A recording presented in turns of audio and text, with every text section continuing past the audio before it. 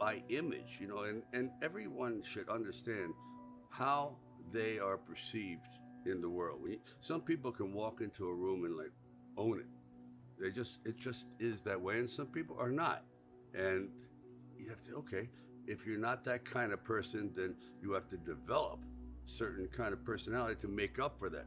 So you're not overly attractive. You're not Mr. Charisma, but you could end up being the leader if you figure out how to manifest certain kind of a stature of confidence. Like, don't be afraid to talk to people. Seriously, And I find a lot of people that have become incredibly successful have very little going physically, but they manifest it in other ways. And the brain kicks in and goes, I'm going to be a lot ballsier than people think. I'm gonna push past my fear. Well, I realized that I was going nowhere fast, and I started to write, and I was terrible. Writing is incredibly personal, and I wasn't trained. I was not a very good student. So I would take a tape recorder to the movie theater when I was an usher, and I would record dialogue, go back, sit on my little bed, and try to rewrite that dialogue. In other words, okay, how would you say it? So I played games with myself.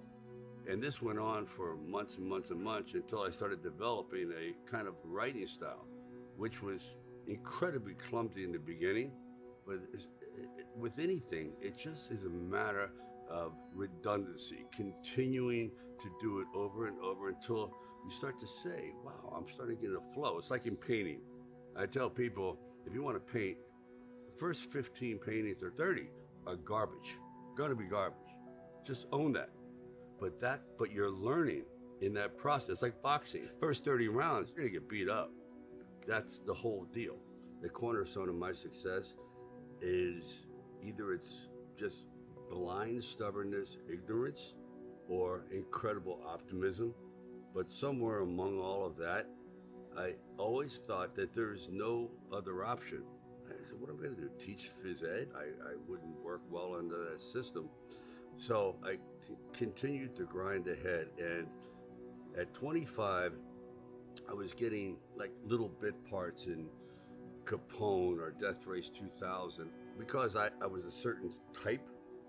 And I was always the gangster or the thug.